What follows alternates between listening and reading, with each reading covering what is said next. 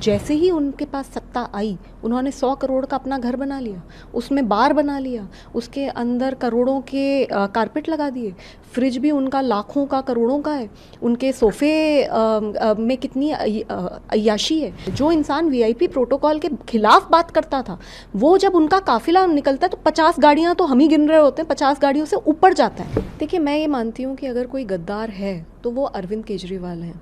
जब वो शुरू करा था उन्होंने आंदोलन, तो वो एक फटी हुई पैंट पहनते थे, वो एक 2 रुपए का पेन यूज़ करते थे, वो बिल्कुल खटारा गाड़ी में घूमते थे, और हम सब इंस्पायर होते थे और हमें लगता था कि भाई ये इंसान देश में बदलाव लेकर आएगा। आंदोलन में कितने बड़े बड़े मीठे मीठे सपने उन्होंने पूरे देश को दिखाए और पूरा ही देश प्रभावित हुआ। लेकिन उन्होंने क्या करा, जैसे ही उनके पास सत्ता आई, उन्होंने 100 करोड़ का अपना घर बना लिया, उसमें बार बना लिया, उसके अंदर करोड़ों के कारपेट लगा दिए, फ्रिज भी उनका लाखों का करोड़ों का है, उनके सोफ़े में कितनी अय्याशी है। और जब दिल्ली के लोगों ने उन्हें हरा दिया तो उसके बाद अब वो पंजाब पहुंच गए हैं, पंजाब को एटीएम की तरह इस्तेमाल कर रहे हैं। जिस आदमी से उन्होंने मुझे पिटवाया उसको Z+ सिक्योरिटी दी उन्होंने, वो आज भगवंत मान का चीफ एडवाइज़र बनाया हुआ है, वो बड़ा घर, बड़ा घोड़ा, बड़ा गाड़ी, वो सब उनको मिल रही है। और आजकल अरविंद केजरीवाल जी क्या बोलते हुए नज़र आते हैं कि मुझे ये घर चाहिए, मुझे ये गाड़ी चाहिए। उनका काफिला निकलता है, जो इंसान वीआईपी प्रोटोकॉल के खिलाफ बात करता था, वो जब उनका काफिला निकलता है तो 50 गाड़ियाँ तो हम ही गिन रहे होते हैं, 50 गाड़ियों से ऊपर जाता है। तो गद्दारी क्या होती है? गद्दारी अपने मूल सिद्धांतों के खिलाफ काम करने को मैं गद्दारी कहती हूँ, और अरविंद केजरीवाल जी से बड़ा गद्दार नहीं है। उनकी तरफ से, आम आदमी पार्टी की तरफ से ये भी कहा गया कि आप सब लोगों को सब कुछ आम आदमी पार्टी की तरफ से दिया गया। जैसे आपके बारे में कहा गया कि जैसे DCW अध्यक्ष बनाया गया, फिर राज्यसभा सांसद बनाया गया, और उसके बाद मौका मिलने पर इन लोगों ने धोखा दे दिया, धक्का दे दिया। तो क्या कहेंगे आप इस पर? सर, इस देश में 2006 में अरविंद केजरीवाल जी को कौन जानता था? 2012 में पार्टी बनी है। ये बहुत सारे लोग जो आए वो 2012 के बाद के आए हुए हैं। 2011 में आंदोलन हुआ, उस समय भी कुछ लोग जुड़े। 2006 में सिर्फ 5 लोग थे, उनमें से एक थी मैं।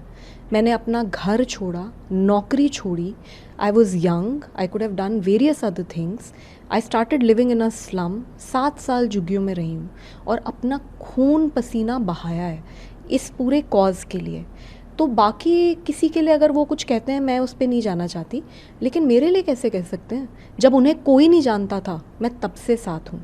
और अगर आज मुझ से इंसान को पिटवा कर फिकवाया जाता है और मुझ से इंसान को पार्टी टाइम नहीं देती बोलने के लिए, तो वो कैसे कह सकते हैं कि वो उन्होंने बनाया? ये एटीट्यूड कितना ख़राब एटीट्यूड है कि मैंने बनाया।